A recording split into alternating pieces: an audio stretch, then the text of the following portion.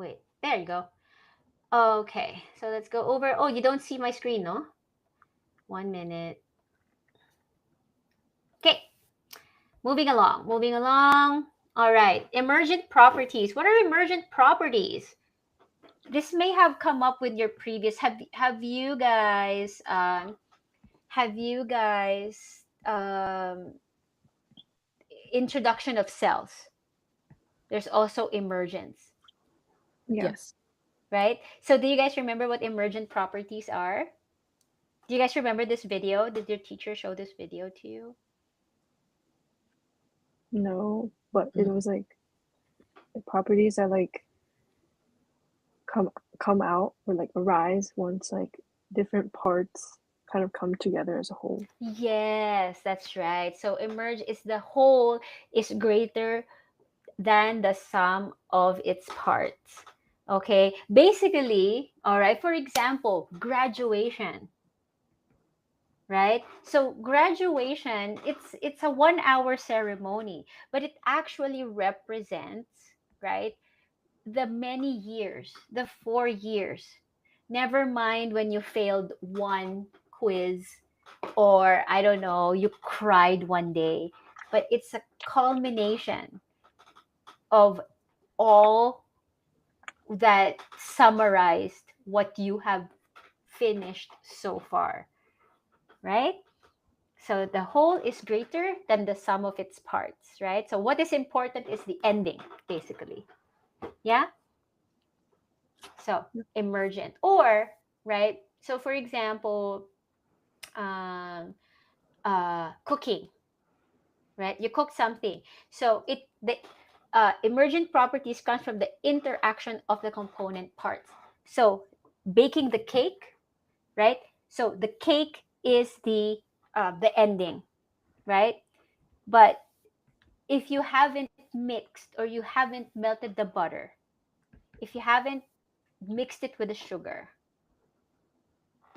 and the egg and the flour, whatever, and the temperature, right, wasn't there, it's not going to be the ending. Does that make sense? Mhm. Yeah. Okay, so that's the emergent property um, of in science. All right. So again, human beings. It's a this is we are the kind of the culmination of all these parts together. Oops. There's a video, but I'm not gonna show it to you for now. All right. So let's apply. Let's apply. Okay. How about this word suggest? Again, this is an IB. Um, it's an IB. Um, what do I say? How do I say? It's an IB command term. So when you're suggesting something, what does that mean? Do you identify it and briefly explain things? So a suggestion, right? Usually it comes out in paper 3. Okay. Sometimes in paper 2. Oh, sorry, there's no paper I 3. don't think There's we no yeah. right, right, right. There's no paper 3. It's paper 1. Wait a second. Paper 1B is what we call it now, right? So in paper 1B, it usually arises.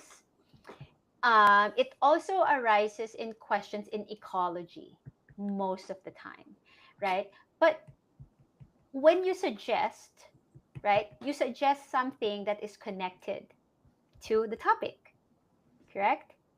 That is a good suggestion. So it must make sense, but it can be anything. Does that make sense? So remember that there are 11, right? There are 11 systems, body systems. So the question here is suggest two body systems. So any combination of the 10 or 11, right? That make an owl an effective predator. Cool? So I have here a short video. I believe it's like 3 minutes long, showing you how owls work. Okay? So later, I would like you guys to give me a set of suggestions of how this body system make an owl an effective predator. Cool? Okay. Yep. All right. Okay. I'm gonna turn on this. This is the great horned owl's time. He's one of the largest and most powerful owl species in America. As dusk turns to dark, he looks down into a forest clearing. His eyes are tuned for optimal night vision. But more importantly, he listens. His ear-like horns are simply tufts of feathers. No one knows for sure what they're for, but they have nothing to do with hearing. His real ears are hidden under his head feathers. They're positioned asymmetrically. The right one is slightly higher than the left one. Sound reaches one ear a fraction of a second later than the other. That gives him incredible accuracy, pinpointing the source. A faint rustling in the dead leaves. It's another nighttime hunter, a deer mouse. He's patrolling the leaf litter, looking for bugs and seeds. The owl hasn't quite keyed in on the sounds, but a turn of the head changes that. Its head spins a full 270 degrees, 3/4 of a full rotation. His ears tell his light-sensitive eyes exactly where to look. His two main senses are in sync.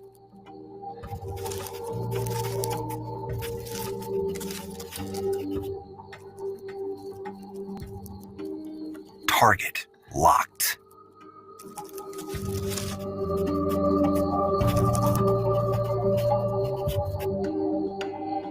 Now, the owl unleashes another secret weapon. Fringed wing feathers that muffle any flapping sound. It's a double advantage. The owl can still hear its prey while flying, and the mouse doesn't have a clue what's coming.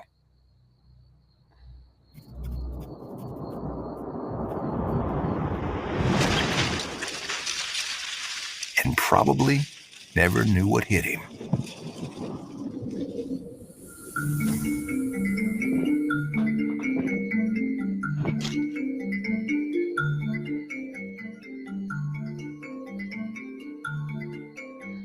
Keeping itself fed rules a bird's daily life.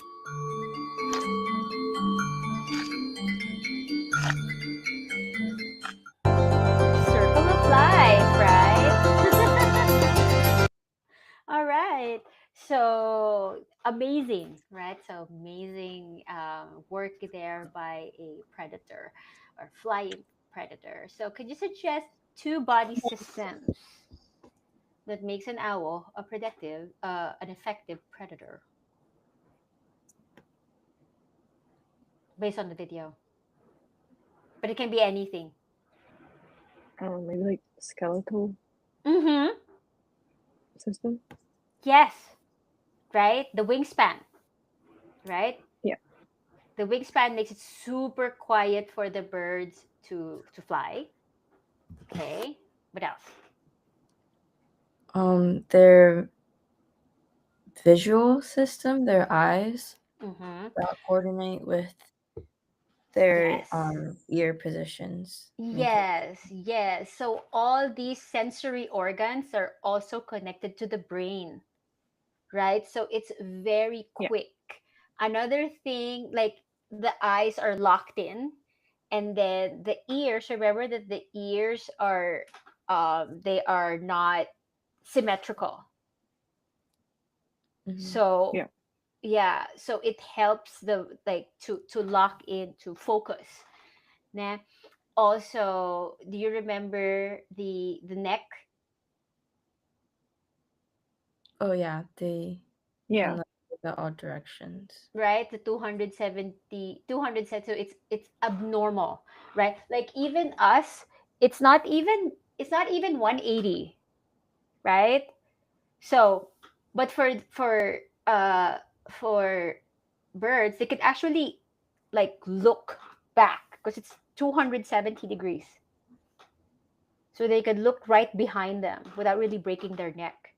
Okay, so they're muscular, right? So their muscular system is also very flexible.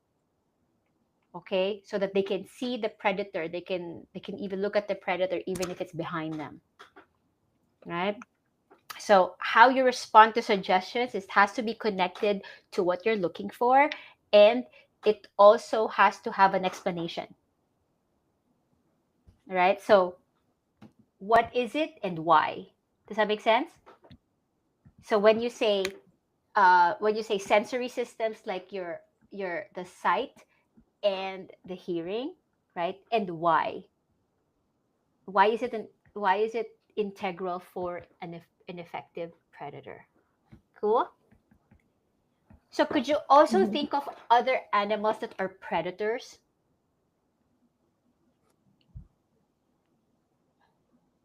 Probably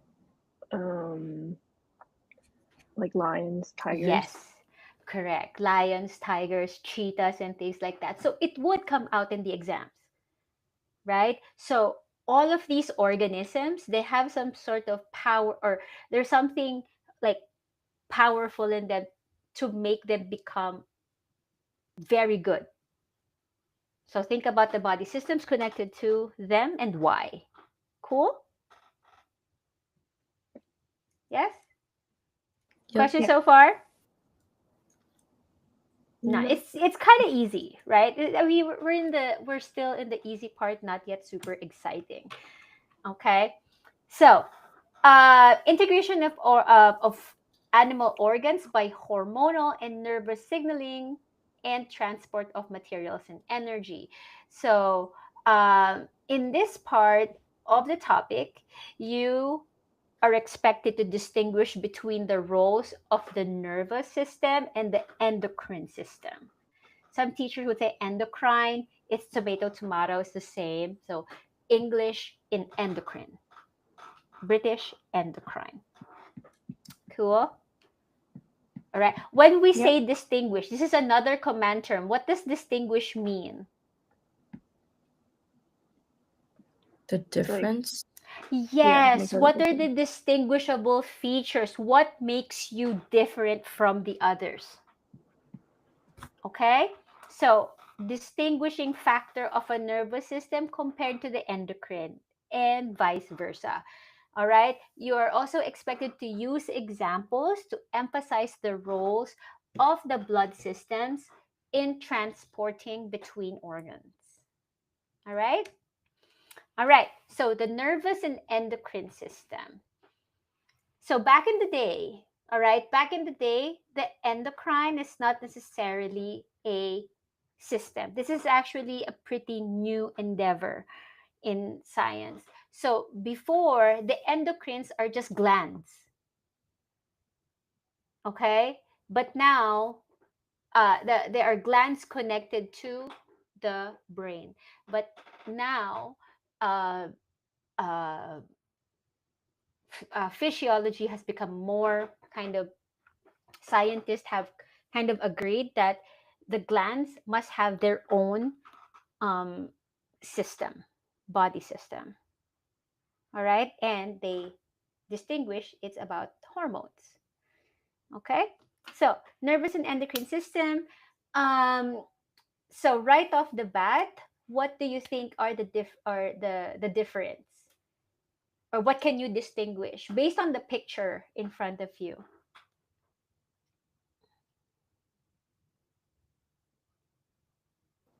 One's more like reproductive systems rather than the nervous systems, more like nerves or like different aspects of the body. Right. And Yeah, I think as you can, yeah, go ahead, Ulrika. endocrine is more like organs, the glands, but nervous system's more like the nerves. Uh-huh. And Yeah. Do you notice how the organs are interconnected? Yeah. Right? So the brain is connected to the spinal cord, and then along the spinal cord, there are connections of nerves. So they are all interconnected to each other. Like if I pick up a brain of someone from the top, I could probably, this is gory, but you can probably pull out the entire system, right? Yeah. The endocrine, on the other hand, physically, they are bits and pieces together. I mean, they're bits and pieces, right? So, for example, the hypothalamus, the pineal, and the pituitary gland, they're all just part. They're teeny tiny parts within the brain. Okay, and then the thyroid gland is within your neck. It's like a butterfly kind of gland in the neck. Okay, the thymus, all right, which is around somewhere in the middle. So in your sternum, so in the chest, you can find that in the chest. The pancreas is actually connected to your digestive system. The adrenal gland is above your kidneys. And then, of course, your gonads, your ovaries, and connected to your female reproductive system, and then your testes for the male. All right. So if you're a female, you don't even have testes. So you don't even need to collect all. Does that make sense? Yeah. Right? Unlike the nervous system, again, it's one connected system. So, how about its function? The nervous system, what is their main function? It's a, Transmitting messages. yes, they transmit messages between the brain. So they are really like connectors. Okay? They're really connectors. How about the endocrine?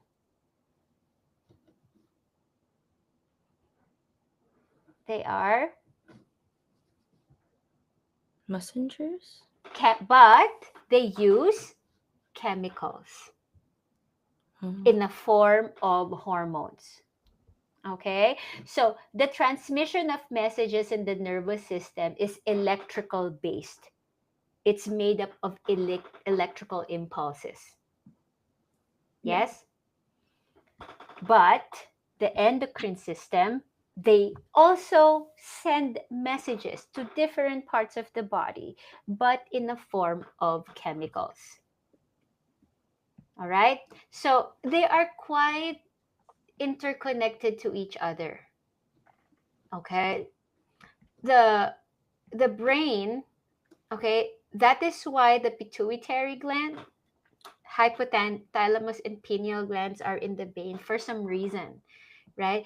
And then they interconnect. Okay, they send the message to different functions of the body. Like, it's, this is strange, right? It's because it's right above the kidneys, but later on we will find out why it has something to do with your kidneys. Okay, and then there's the pancreas that is connected to your digestion, and your pituitary gland is also connected to your gonads for your reproductive functions. Okay, so the, like, nervous systems are all connected, endocrine systems are not connected, right? They are made up of glands, but they are I'm sorry, highly dependent on the nervous system. Cool? The, hello? Are Yeah. we still here? Yeah. Okay. So the messengers, or the messages from the endocrine system are all chemicals, while nervous system are electrical impulses. Yeah? Yep. All right. Let me just check a little bit.